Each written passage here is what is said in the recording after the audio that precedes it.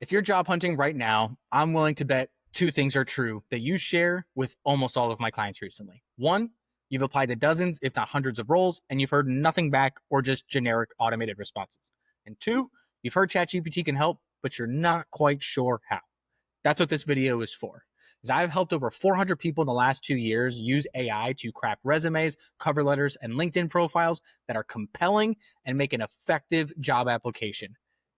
That's what we're going to walk through today is the exact prompts and workflows, order of operations that I go through that you can steal today to make ChatGPT your effective job application assistant. So I like to look at the job search in 5 different phases, which is going to be a lot of my upcoming content breaking these down. First one is going to be documentation. Second is going to be searching and applying. Third is going to be interview prep and execution. 4 is going to be your offer negotiation. And 5 is profit. So today we're going to focus on the documentation side, resume, cover letters, and LinkedIn profiles. So without further ado, let's dive in. So first off, most people fail on resumes for 2 reasons. The first is the actual template. They use, a Microsoft Word default. They use something with columns, colors, graphics, icons, etc. Scratch it. Do not do it. The resume template that you should be using is almost the boring looking one, if I'm being honest. It's going to be black text, white font, clear spacing headers, no graphics, no icons, no colors, no nonsense. Really, where you're going to stand out is 2 different places. One is your font choice, and 2, your experience, your skills, your summary, your awesomeness. That's what we're trying to do here, okay? I mentioned the font. This is your kind of visual way to separate yourself from the rest of the pack while also making it through ATS and resume analyzers effectively. I like to use 3 fonts by default. The first is Garamond. Classic, tried and true, somewhere between font size 10 and 12, and don't underestimate going in half increments. A lot of times 10.5 looks really, really good and does a lot of space saving in comparison to 11 sometimes. Just a thought. So don't be scared to do custom half font sizes. Okay, the other 2 that I like that are kind of hidden gems if you want a little more personality than Garamond is going to be Gil Sans Nova Light and Hadasov Friedlander. I believe both of them need to be downloaded in your Microsoft Word. They're completely free. You don't have to pay for it. But Gil Sans Nova Light is super clean. Hadasov Friedlander has a little more flair and a little more boldness. So I like to recommend that one if you're in a creative field because it adds a little oomph. But since most people are going to default to Arial, Calibri, or Times New Roman, those are kind of your 3 default word processor fonts. Don't do those. You don't just want to be another resume in the stack. You at least want to have some visual representation that makes you stand out, and the font is that. If you want perfect templates, the exact ones I use, in all 3 of those fonts, go to my website, promotedresume.com. It's linked down below. Download my free templates and resume guide as well if you're looking for that. Okay, so now let's dive into actually how to begin writing the resume, the content, which is the second part where most people go wrong. So the first thing you need to understand is the ATS standards, the applicant tracking systems. Now, these are looking for keywords and experience and really just helping to organize and somewhat prioritize the resume on the back end for the humans. This is where most people get things a little bit wrong in my experience, in my understanding, is that they are not actually automatically rejecting you, generally speaking, unless they've been set up that way. By default, what they are doing is they are more prioritizing. And when there's going to be 200 applicants, you might get auto rejected just because you were a later one in the pile and the company feels they have everything they need in that first, 30 resumes or 50 resumes or whatever they're kind of deeming as the cutoff. So that's something to keep in mind. So what we're trying to do is 2 things. One is ultimately be an early applicant, which I will cover later in the video. And 2 is going to be how do we get past the ATS? We want to use the titles and the keywords and experience. And this is our first AI scenario. So the first thing that AI is superior at than humans by far, unless you are just really, really well versed at this, but even then it's a time saver, is going to be job description analysis. Keep in mind, every prompt that I'm going to give you is all available in my free resume masterclass over in the school community, which is also linked down below. But what we're going to do in the job description analysis is you need to have 3 to 5 job descriptions to be effective. Reason for this being is because you might have some keyword that are variants where they mean the same thing, but they're actually slightly different. Think if you are in sales, maybe something like key accounts, strategic accounts, and VIP accounts, all meaning the same thing within a business, but you want to see if you are hitting all those variants and you can strategically use those throughout your resume. So what we're going to tell AI is You are an expert resume strategist, specialized in parsing job descriptions to surface the keywords, phrases, and voice of the employer language that should be echoed in a tailored resume. Analyze 3 to 5 job descriptions supplied by the user one at a time and return structured lists of the primary keywords, both nouns and skills, key phrases, 2 to 5 word collocations, and signature language and tone, verbs, adjectives, and cultural cues. After each analysis, ask for the next description until you have processed all the user wishes. Minimum of 3, maximum of 5. And then we just give it a little bit of an output format. Again, the full prompt is over in the school community. And so what this is going to do is it's at the end when you tell it done or you give it your 5 job descriptions, it's going to give you output that is telling you which keywords are going to be the most prioritized. Now, you don't necessarily need to know this information, but the AI does, because that is the start of our AI resume writing process and conversation. Everything we do here today will take place in that same conversation. Okay, now the next step is figuring out, well, what to write. This is if you're starting from scratch. Maybe it's been just a decade since you've updated your resume, which is a shocking amount of people that I work with, to where they've always gotten their jobs through networking and they're like, I've never needed this thing before. So either way, now that you know the keywords and key phrases and language that you're looking for, look at that resulting table and then start taking notes. And when you're taking notes for yourself, preferably because you're ultimately going to put these notes into ChatGPT, then I would recommend putting them in a Word document, a notepad, nothing super sophisticated. You're just trying to jot down your experience. And what you're looking to do here is, how have you used, or what is your experience like with that keyword or skill? What was the problem you were solving by using it or doing it? And what was the impending result? Those are the 3 criteria of what you're looking for. The more that you can quantify, the better. Not everybody can quantify metrics, so qualifying is also okay. So maybe you don't know the total amount of clients increased by making a marketing change, but you can say increased client lead generation. Like if you know the overall result, you just don't know the specific quantity, turn it into a qualified result as opposed to a quantified result, and that will still get the conversation going in the interview stage of the equation. Okay, that is what's going to be key here for you taking your notes. Now, let's say that you don't need to take your notes. You have an existing resume. It has everything on it. Now what you're going to do is very simple. Our next prompt is going to have AI rewrite that experience in an ATS keyword friendly way that matches the job descriptions that we are applying for. Now, if you think about a resume format, if you've downloaded my templates, you will see you have your contact information at the top. You then have your summary. You then have your skills. The next question mark is going to be education. If you're in a field or a new grad where your education is of the utmost value and importance, then do your education, then do experience.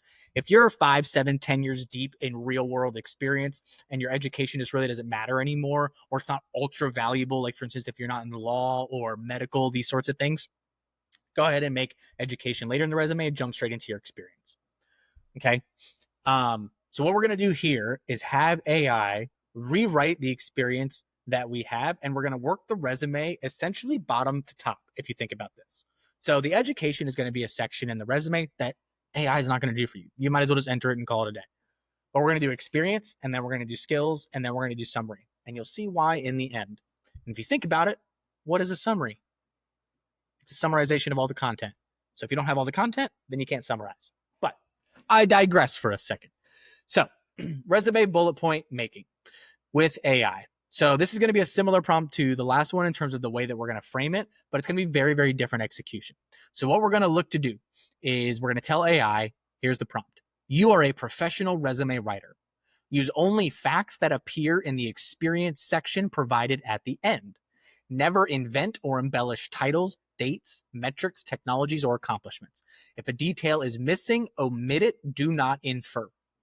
Turn the candidate's experience into accomplishment bullets that meet all criteria. First, quantity. Output 3 to 10 bullet points. Produce 7 to 10 only if the source text contains enough distinct high-impact achievements to do so. 2, action verb. Each bullet point begins with a strong past tense action verb. 3, keyword integration. Weave in job description keywords already present in the chat history, only when 100% supported by the experience. 4, quantification. Numbers are allowed only when the same number exists in the provided experience. 5, length. 15 to 35 words, including spaces per bullet. 6, voice. Third person is implied. No I, my, we, etc. 7 is format. Use the bullet plus space, 1 bullet per line format. And 8 is output. Return only the final bullet point list, no extra commentary.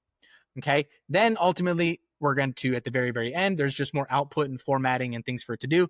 And then we're going to say, hey, I'm going to paste in this particular job's experience and we'll rewrite all those bullet points accordingly. And you copy paste back in the Word document. Very, very simple.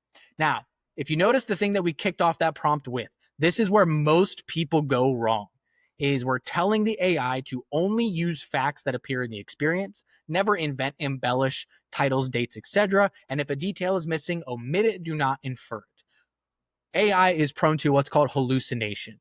Learn to build this into your prompts, okay? Is in a way, tell it to not embellish, never hallucinate, validate its data is accurate against what you're comparing against. Whatever it is, okay? You can tell AI to do this to prevent it. That is the key thing to remember. And that is what's going to make this just a super quick, streamlined process every time, okay? So you're going to do that for each particular job description, call it a day. Now, the only other part that you're going to do that's a little bit manual in this process, again, assuming you're using my template, you're going to put in your job title, the company, and the dates. The dates preferably do month plus year. Reason being is a lot of people misrepresent themselves in either a positive or negative way. And what you don't want to do is leave it up to interpretation for positive and negative. So what I mean by this is, let's say you worked at a place from December 2023 to January 2024. You could on your resume put 2023 to 2024. Downside to this is that when someone goes to ask you about your experience, you probably have very little to say since you were there 1 to 2 months. And now they're going to be confused in the interview. And now you immediately are associated with confusion, yellow flags, and warning signs. Doesn't set you up for success. Let's go the extreme opposite. Let's say that you worked somewhere January 2023 to December 2024. Okay. By default, people see 23 and 24 in the years with no months, and they go, oh, this person worked here about a year. But you actually worked 2 full years. So now you're actually selling yourself at 50% of your actual value and experience with a given company. So when you're putting in the dates, make sure you are always doing month and year, again, to leave no interpretation or mistaking or assumptions for them to have the opportunity to add risk, interpretation, or assessment of you in a way that's unneeded in this experience. Okay, so after you've run through all of your jobs, then what we're going to do is we're going to build a skills list, just like I said. Okay, I like to do the skills list if you're, again, using my template available on my website, promotedresume.com. I like to use the skills section in categories. Typically 2 different categories. You can go up to 3, but typically 2 covers it. So let's say that you are in IT, like my background. IT leadership specifically. I'm going to have a bucket of skills for IT leadership, and then I'm going to have a bucket of skills for business and communication, right? So that way, because I'm exemplifying my leadership side of the equation, here's what I know specifically about leading the IT realm and the skills I possess, the technologies I've used, etc. And then here's my overall general business and communication acumen as well. Okay, so what we're going to do is, here is our prompt to use. You are an expert resume strategist. You are going to fill these sections in. Not ChatGPT. You are going to fill in your experience section and your category names at this point. Okay, so you're an expert resume strategist, input blocks, experience, categories. For each category listed above, output the 12 highest impact skills that are A, are demonstrably supported by the experience section, B, align with the priorities and language in the previously analyzed job descriptions already present in this conversation. Your workflow is going to be to parse the experience section for every concrete tool, technology, method, competency, or domain area that is evidenced by achievements. Cross-check each candidate's skill against the job description insights. If wording differs, prefer the phrasing used in the job description insights. Discard skills that are not requested or not proven by the experience. 3, rank the remaining skills within each category by combined job relevance times evidence strength.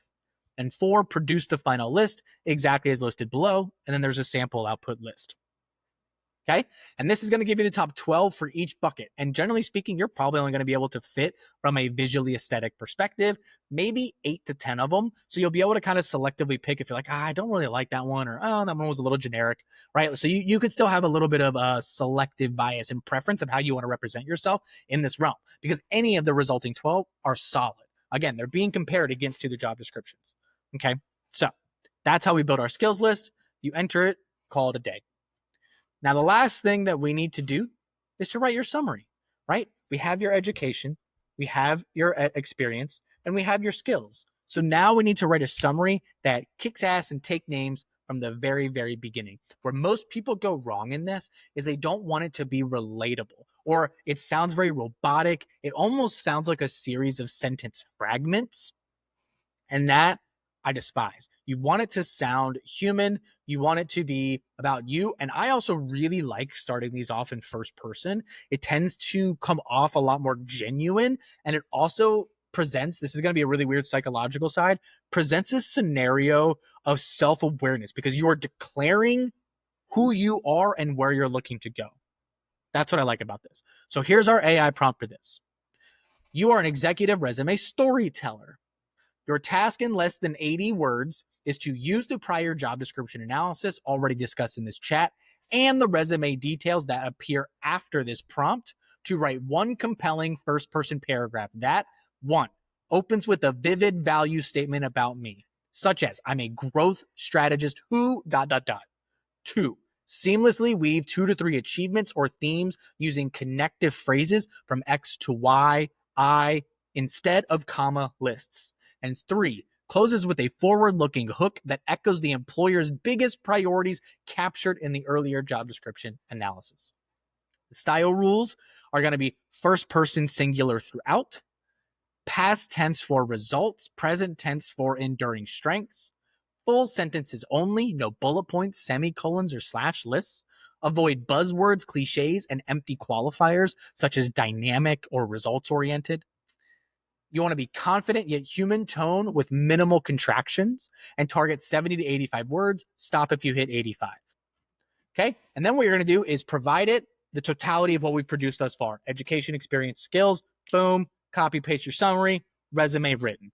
This whole process, start to finish, should probably take you about a half hour. Again, I have exact step-by-step videos on this in the school masterclass. The templates are also there. If you just want the templates, and now that you have an idea of how to formulate these prompts, you want to go about it on your own, then go to promotearesume.com and download the templates from there. But if you want the full step-by-step with the exact prompts that I'm providing you here, you just want to copy, paste, and just run through it, check out the resume and cover letter writing masterclass over there on School. Now, we have 2 pieces to round out your documentation phase. The first is what I call a gap analysis, because you might think, here's what I need to represent based on your previous resume or when you were taking your notes.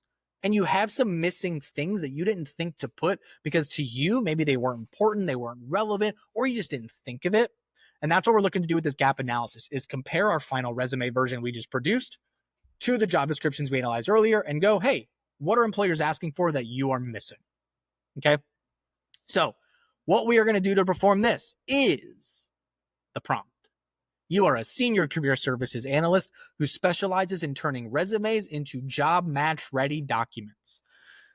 Context: the following block, delimited by resume and a resume, is the client's current resume.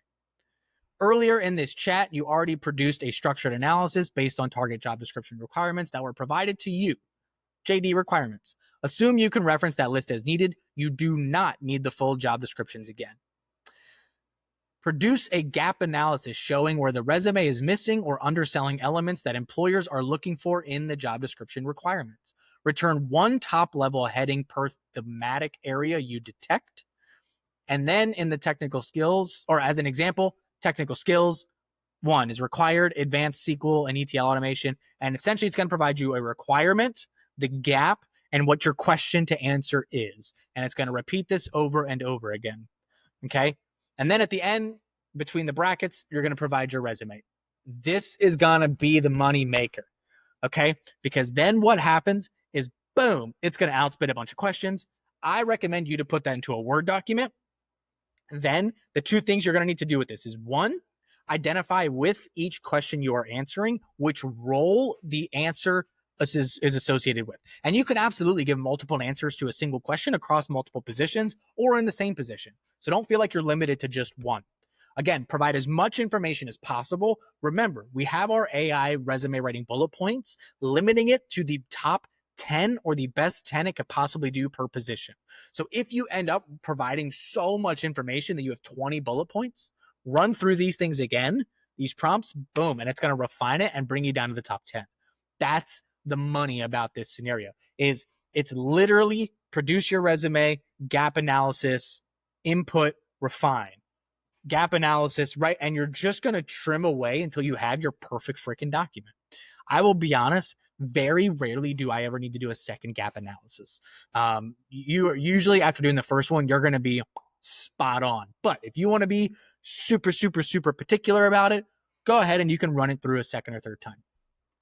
But use that gap analysis, answer all the questions thoroughly, then take those answers, put them back into ChatGPT, and effectively say, hey, here's the answers to your gap analysis with the associated job descriptions. Same as before, write me resume bullet points for each position. It'll then consolidate, output the bullet points in the exact same tone, format, etc. did before. You put them in, and then narrow down to the top 10. Okay? Now, two different things that you want to do here as well as your final wrapping up on your resumes. One, bullet point ordering and spelling and grammar. One is, here's the prompt for bullet point ordering. You have already analyzed blank job descriptions for key themes, language, and priorities. Now I'm providing a set of resume bullet points from one job. Please reorder them based on two criteria. One, relevance to the job descriptions previously analyzed. Two, impact as demonstrated by scope, strategic value, or quantifiable results. The instructions are reorder the bullets so that the most relevant and impressive ones appear first. Briefly explain your reasoning for the top three choices. And do not rewrite the bullet points, only reorder and explain. Boom, here's my bullet points. Okay, this will make sure you're always having your heaviest hitters and most valuable ones first. Then the last thing is going to be spelling and grammar, right? And this is a very simple prompt. You are now reviewing a finalized resume draft for grammar, spelling, and basic language usage accuracy. Provide a comprehensive list of all spelling, grammar, punctuation, and word choice errors. For each issue, list the original phrase, corrected phrase, and a brief explanation of the error. Do not offer style, tone, or formatting suggestions. Do not rewrite or reformat the resume. Do not hallucinate errors. Only point out issues that are clearly incorrect or inconsistent within standard American English or your language, whatever. Boom, paste resume. All right, now the last icing on the cake here that I mentioned is our cover letter. Okay, so what we're going to do now that we have our resume all tidied up and nice and pretty and beautiful, what we're going to do is write a cover letter. So what we're going to do is we're going to say, here's our prompt. You are an award-winning executive career copywriter who crafts narrative-driven cover letters that win interviews while remaining 100% factual.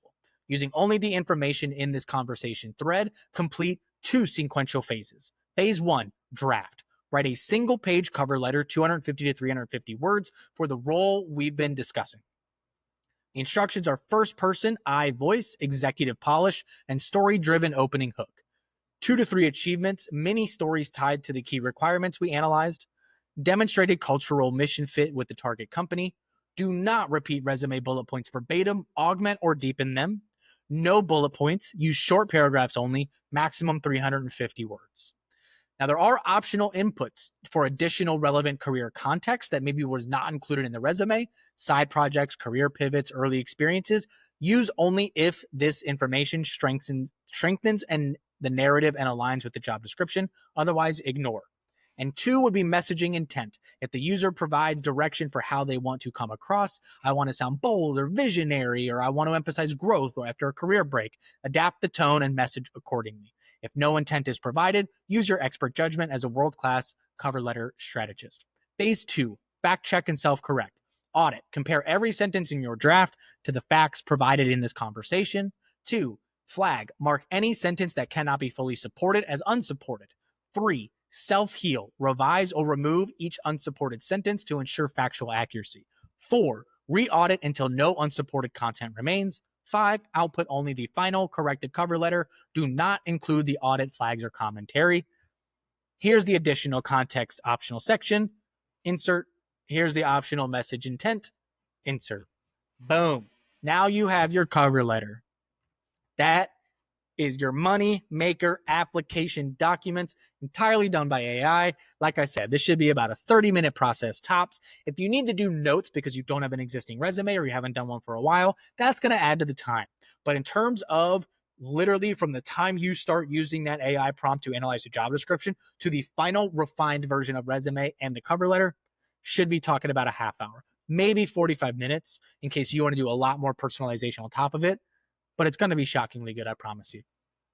All right. Like I said earlier, if you are looking for this exact toolkit, prompt set, templates, video guide, step-by-step, granular detail, the whole 9 yards, hop over to school, completely free out there, as well as I'm releasing a lot of my career coaching and AI performance strategies out there for free. I just want to bring us high achievers together and people that are driven and help everybody expand their networks and have the tools to take the career where they want to go.